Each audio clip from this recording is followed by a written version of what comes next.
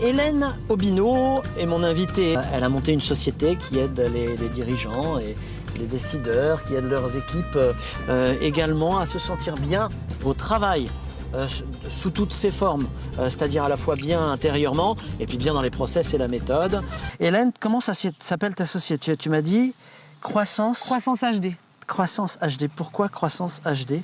Alors le X, parce qu'on a cogité, hein, parce que ça s'écrit X sens. Explique, parce que ça s'écrit X sens, mais c'est croissance. Et le X, c'est la croisée des chemins. C'est prendre une direction, choisir son cap.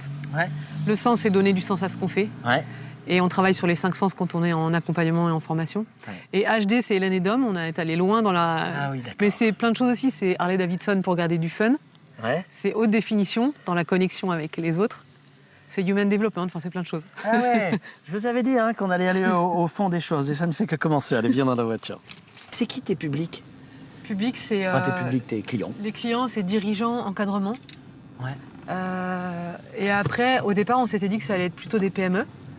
Et en fait, on intervient aussi dans des multinationales. Ouais. donc en fait, les problématiques humaines, elles sont les mêmes qu'on soit PME, ETI ou grosse boîte, quoi, en fait. Qui sont les chefs d'entreprise qui font appel à toi? Quelle est la si tu devais faire le pédigré? Alors tu m'as dit qu'il y avait des chefs d'entreprise, de très grosses entreprises ou petites. Est-ce qu'ils ont des traits communs ou pas du tout? Non. Ils ont l'envie de mettre l'humain au centre du sujet. Voilà. Les chefs d'entreprise qui sont sensibles à ça et qui vont se dire c'est en positionnant l'humain au centre du projet qu'on va pouvoir avancer. Oui, là, c'est les chefs d'entreprise qui sont dans ma cible, en fait, dans notre cible. Ouais, d'accord. Et si on rentre un peu dans le concret, qu'est-ce que tu leur proposes? C'est du sur-mesure? Il n'y a pas de process? Il n'y a pas de... Alors, sur la partie être mieux, c'est du sur-mesure parce qu'on va s'adapter aux difficultés de l'entreprise, aux émotions du dirigeant et des collaborateurs. Donc oui, c'est du sur-mesure, avec une trame qu'on peut moduler et qu'on peut adapter à l'entreprise. Et après, en trame de fond, il y a toujours le fait de donner du sens. Donc on réfléchit beaucoup à quoi je contribue individuellement dans l'entreprise, dans le cadre de l'entreprise. Quelle est ma pierre à l'édifice, en fait. Donc ça, c'est sur la partie être mieux. Et sur le faire mieux, en fait, dérouler un process où moi, j'ai une méthode pour aller d'une idée à la concrétisation. C'est toujours la même méthode, mais après, je m'adapte au projet des gens et...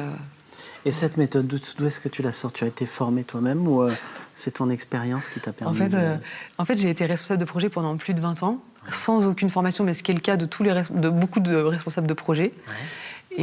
Et en fait, je me rendais compte que j'arrivais bien à gérer mes projets sans... Après, j'ai un côté très carré. Et je me suis dit... Ça se voit dans ton allocution. Et je me suis dit... C'est carré. C'est carré. Et je me suis dit, voilà. Et c'est simple, en fait, de piloter un projet. Donc, j'avais une méthode. Et en rencontrant Dom, qui est, lui, plus rond, il est plus en développement personnel, je me suis dit, ah ouais, ok. Donc, quand j'explique un projet, tout le monde ne comprend pas forcément ce que j'ai voulu dire. Je partais de loin. Bien sûr.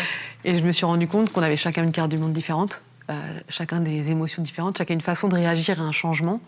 Et je me suis dit, dans ma méthode, je vais intégrer des éléments de développement personnel. Le fait de donner du sens pour embarquer les équipes, le fait de les faire réfléchir ensemble, de s'adresser aux personnes de façon différente, etc. Et aussi, comme j'avais fait un burn-out, de maintenir ses ressources pour aller au bout. Je ne voulais plus jamais m'épuiser. Donc aussi, quand je vois les entreprises ou avec des managers ou des dirigeants qui sont essorés, je me dis, il faut aussi que je transmette ça, le fait d'avoir des ressources pour garder le cap, en fait, et garder son énergie. Ça, c'est hyper important pour moi. Donc, ma méthode, elle vient de ça.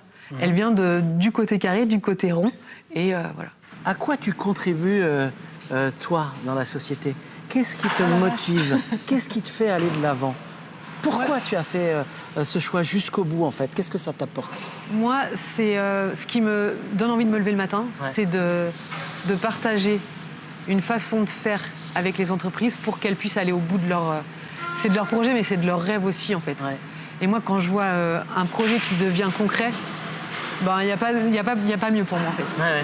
Ça, c'est ta satisfaction, c'est d'avoir apporté ta petite pierre. Une petite pierre avec une méthode hyper simple, pratico-pratique, bon sens paysan, enfin, tu vois, quelque chose de pas compliqué du tout.